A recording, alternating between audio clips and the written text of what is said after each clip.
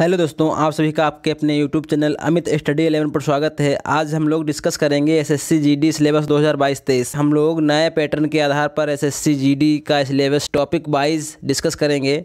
हम लोगों को किसी भी एग्ज़ाम की प्रिपरेशन करने से पहले उसके सिलेबस को अच्छे से समझकर उसके हिसाब से अपना हम लोग टाइम टेबल निर्धारित करते हैं, किस विषय को हमको कितना टाइम देना है।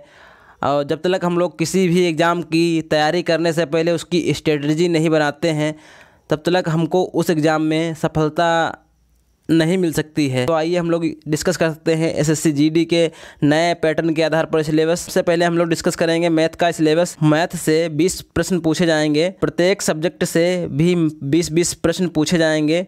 इस बार पैटर्न चेंज हुआ है। 60 मिनट में आप लोगों को एसएससी जीडी में 80 प्रश्न करने हैं। तो चलिए देख लेते हैं। मैथ में देख लेते हैं कौन कौन से इम्पोर्टेंट टॉपिक हैं।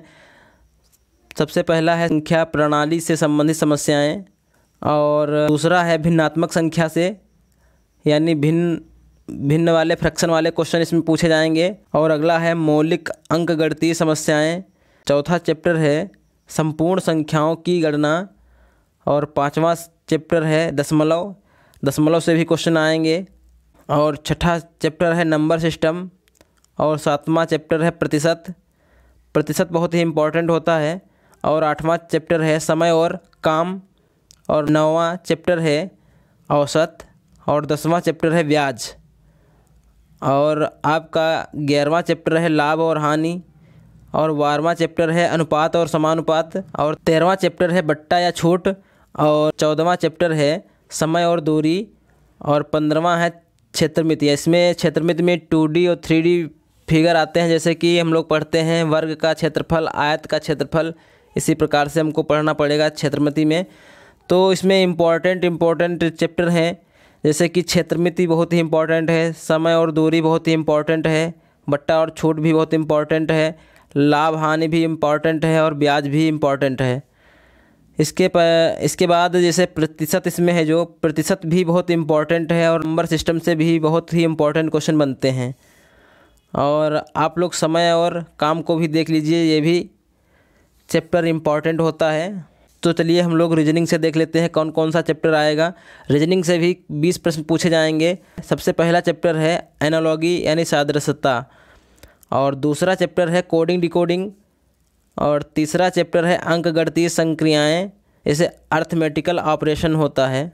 चौथा चैप्टर है ब्लड रिलेशन से यानी रक्त संबंध से। अगला चैप्टर है 5वां वर्गीकरण से यानी क्लासिफिकेशन से, और छठा चैप्टर है नॉन वर्बल सीरीज से, और 7वां चैप्टर है फिगरल क्लासिफिकेशन से, और 8वां चैप्टर है आंकड़ा निर्णय से, डिसीजन मेकिंग से है, और 9वां चैप्टर है न्याय यानी सिलोजिज्म, और 10वां चैप्टर है चित्र निर्माण और स्थान परिकल्पना, और 11वां चैप्टर है दिशा ज्ञान परीक्षण, और 12वां चैप्टर से है मतलब जो भी रह जाएगा, जैसे कैलेंडर है, कभी कभी क्वेश्चन पूछ देता है, कभी कभी नहीं पूछता है, इसीलिए इसमें मिसलेनियस डाल दिया गया है, यानी विविध डाल दिया गया है।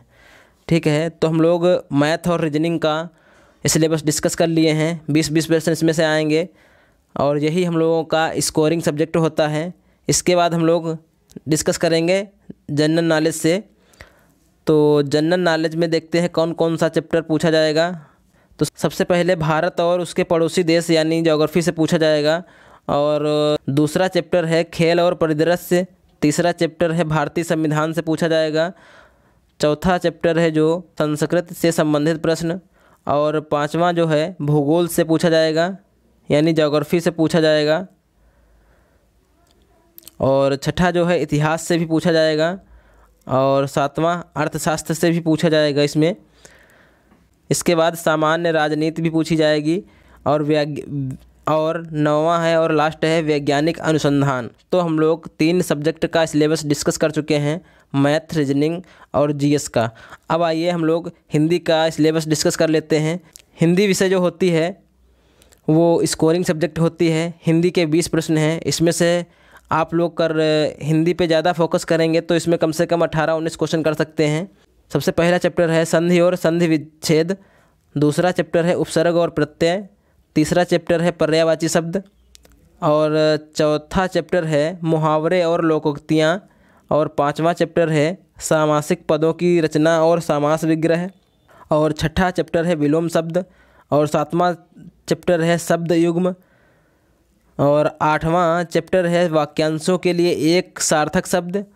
अगला चैप्टर है संज्ञा शब्दों से विशेषण बनाना, और 10वां चैप्टर है अनेकार्थ शब्द, और 11वां चैप्टर है वाक्य शुद्धि, और 12वां चैप्टर है क्रिया, जैसे सकर्मक, अकर्मक और पूर्वकालिक क्रियाएं होती हैं। इन सभी से क्वेश्चन पूछा जाएगा। दोस्तों, हमने एसएससी जीडी का फुल सिलेबस डिस्कस कर लिया है। दोस्तों, आप लोगों को ये वीडियो अच्छी लगी हो तो वीडियो को लाइक और चैनल को सब्सक्राइब करिएगा। साथ ही साथ वीडियो को शेयर भी कर दीजिएगा। धन्यवाद।